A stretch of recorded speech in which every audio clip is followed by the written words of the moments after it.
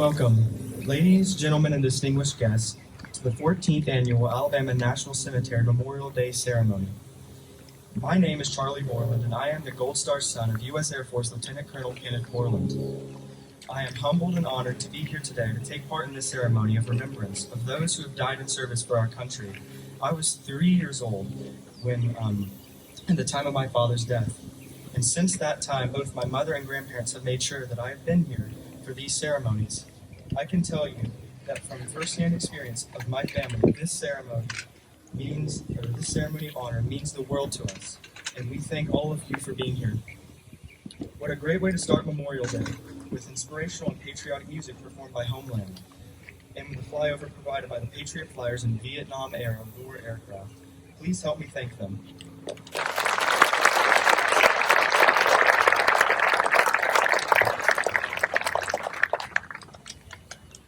A special thanks to the Patriot Guard Riders and the American Legion Riders for surrounding us with Old Glory.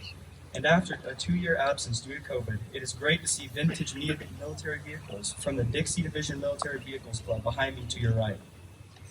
We also thank the Boy Scouts, Girl Scouts, Civil Air Patrol cadets, and other youth groups with us today, reminding us that our future is with the youth of our nation.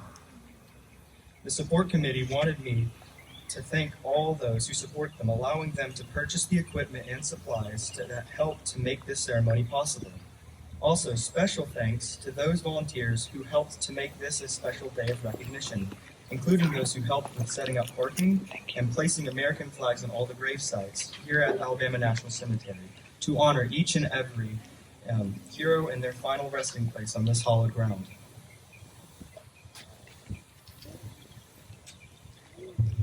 The history of Memorial Day goes back to the Civil War, and in 1971, Memorial Day was declared a federal holiday to be observed on the last Monday in May to remember and honor those who have given their last full measure of devotion to our country. As we remember and honor those who laid down their lives for our freedom, let us also remember their families. Would all Gold Star family members please stand?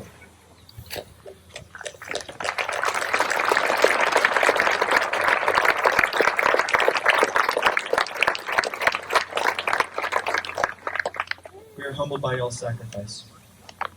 Since opening in June 2009, the Alabama National Cemetery has entered over 9,000 military personnel and their family members. The cemetery that we see today has been evolving and growing and will continue to evolve, honor, and serve our country's true heroes.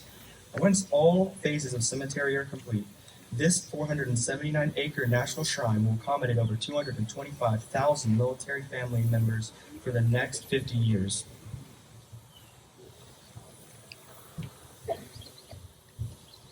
I think you will all agree that it is a beautiful and impressive sight to see the 37 American flags flying on the Avenue of Flags to your front and the graveside flags on each and every grave. This stirring tribute and so much more is made possible by the work of the support committee for the Alabama National Cemetery through support from patriotic Americans.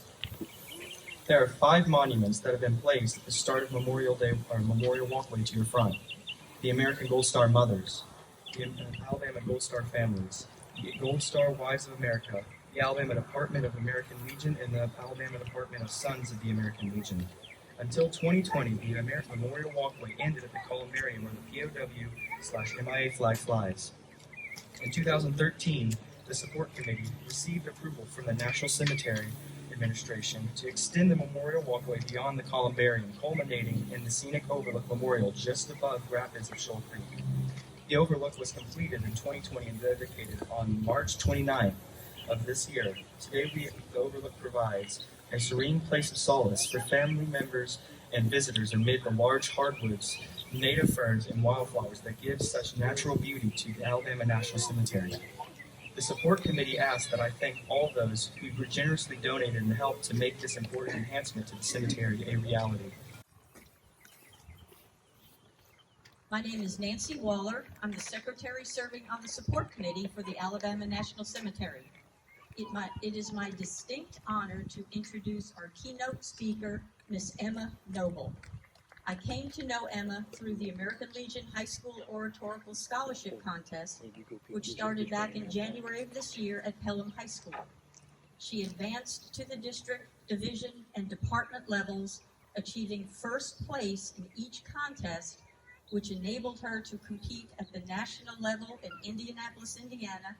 And yes, she again achieved first place and did an amazing job with her orations. I was hoping you'd clap.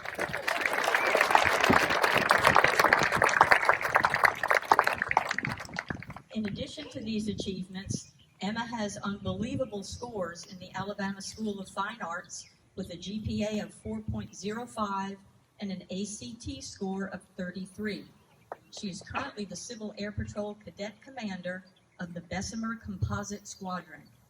Several other awards she has received include the National Center for Women and Information Technology Aspirations in Computing Award for 2019, 2020, and 21, Civil Air Patrol Phase 1 Cadet of the Year in 2019, and Civil Air Patrol Frank G. Brewer Award Cadet of the Year in 2020.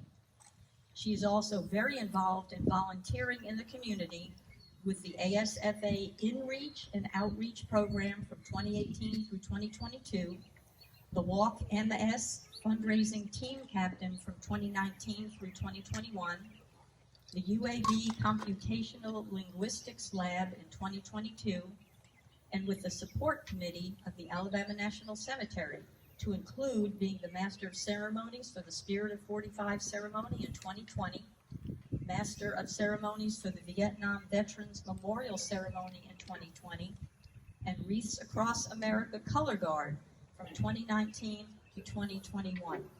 Please join me in welcoming Ms. Emma Noble to the podium.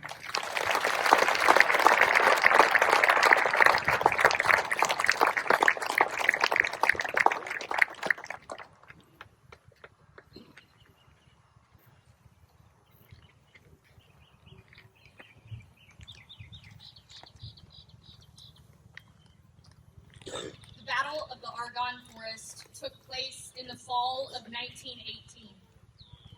This battle ushered in the end of World War I as American and French troops broke the German front.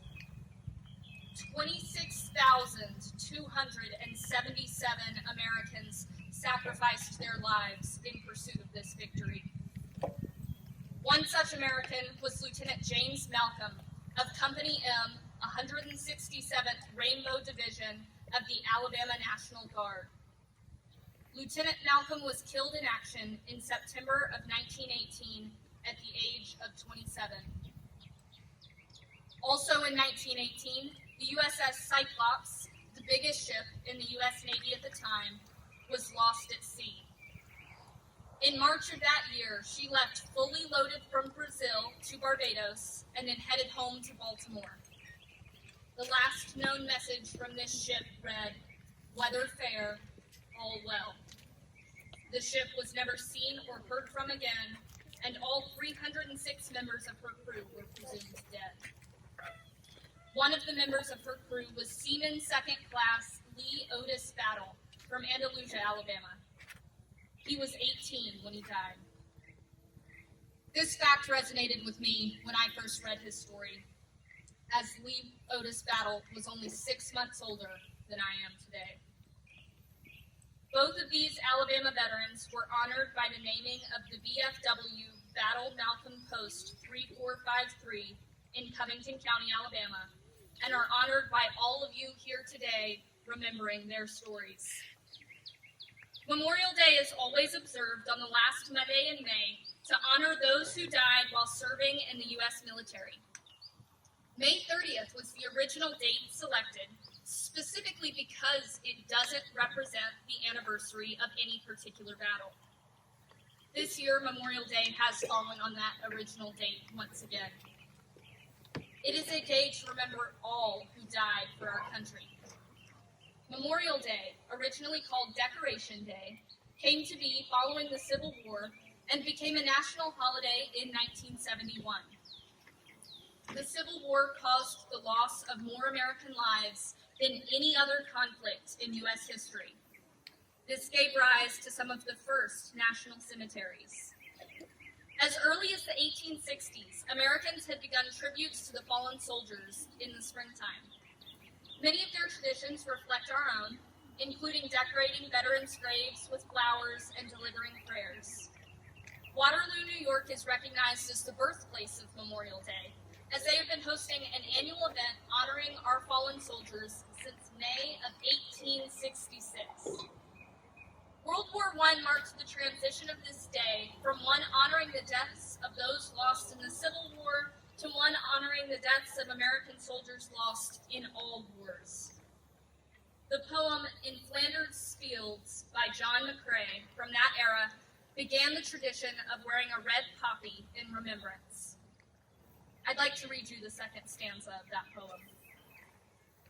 We are the dead, short days ago. We lived, felt dawn, saw sunset glow, loved and were loved, and now we lie in Flanders Fields. In preparation for the honor of addressing you today, I spoke with Army Captain Brooks Emery, who served in Vietnam. He shared with me that 50 of his 75-member group lost their lives there. He went on to say that the ones who did make it home were often mistreated because of the political feelings surrounding the Vietnam War. Captain Emery feels that America is moving in the right direction in making up for these indiscretions. I would like to pass on his encouragement to thank a veteran for their service.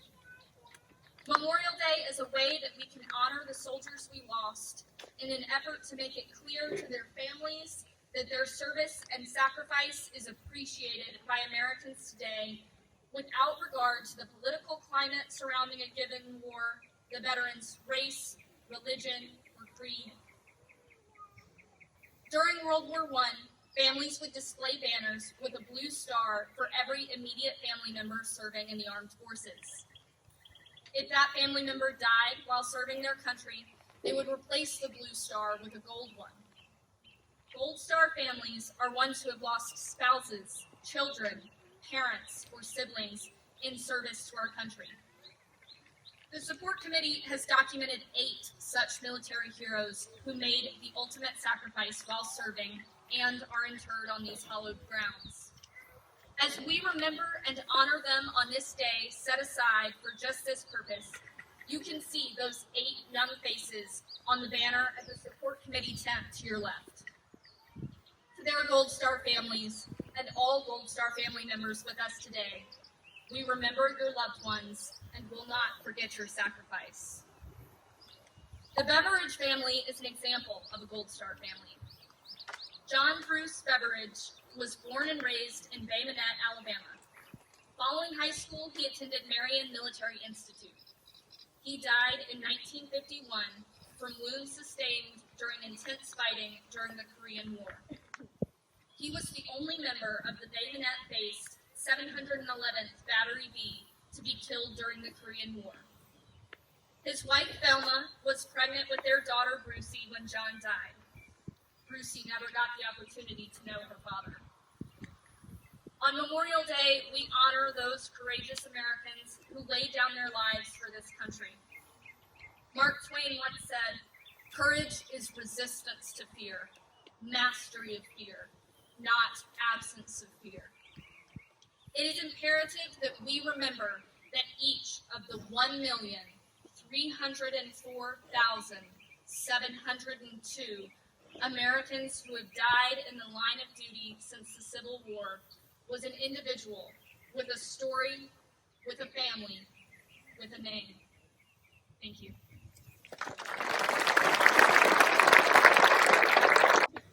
Thank you, Emma, for those inspiring words. Lending music to this occasion has become a very special part of the ceremony. As I have these next gentlemen who give freely of their talents, ladies and gentlemen, please help me welcome Homeland.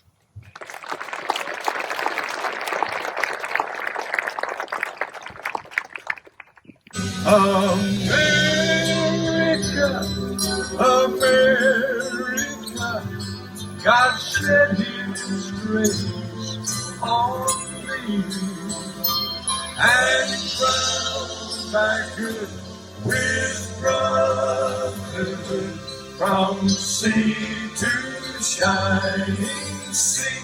Coast Guard.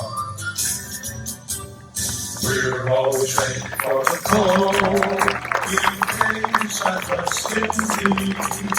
Throughout the hill and shout and shell to win the victory.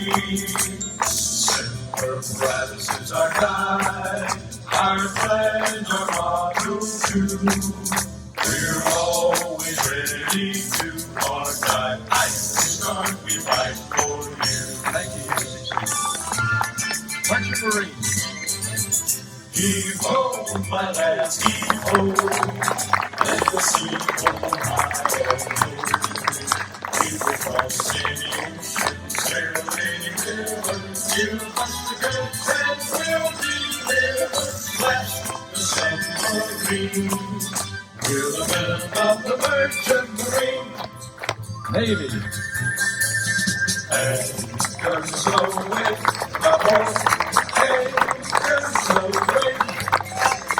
Farewell to college joy. We sail at breakfast. Hey, hey, hey, hey. Our last night on shore. Straight to the boat. Until we meet once more. Here's wishing you a happy boys' home. Thank you. Searching fight for the right and to build the nation's might as the army goes rolling along. We have done to build the battle's run as the army goes rolling along. It is high, high, hey, the army's on its way, and all the gators round its go. Wherever you go, you will always know that the army goes rolling along. Thank you. Here's mine. Off we go into the wild blue yonder, climbing high in the sun. Here we come, sing the beat our thunder, and boys in the gun. Down the rise, cutting our flames from under, all for one heck of a pour.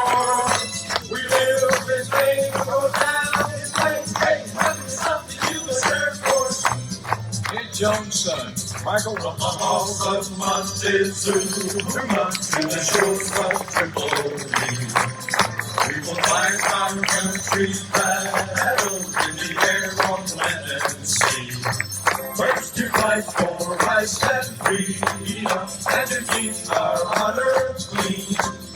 We are proud to claim the title of the United States Marine. So beautiful for patriot dreams that sees beyond the years.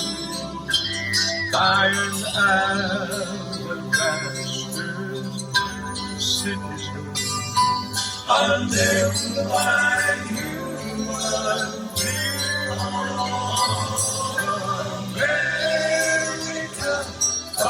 America, God shed His grace on thee, and crowned thy good with brotherhood from sea to shining sea,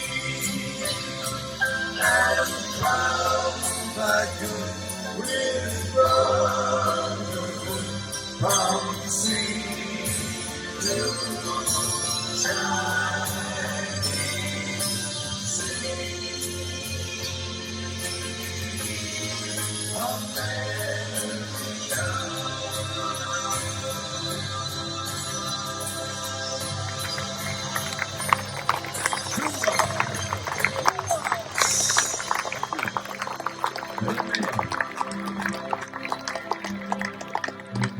Thank you so much.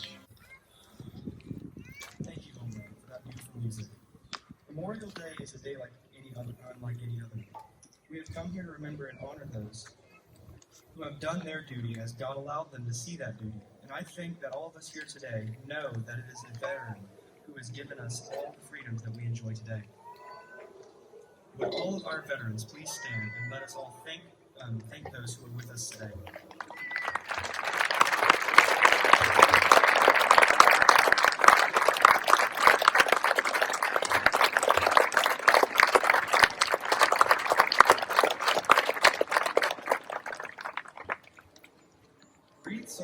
used during Memorial Day celebrations. The circular shape of the wreath symbolizes eternity and immortality.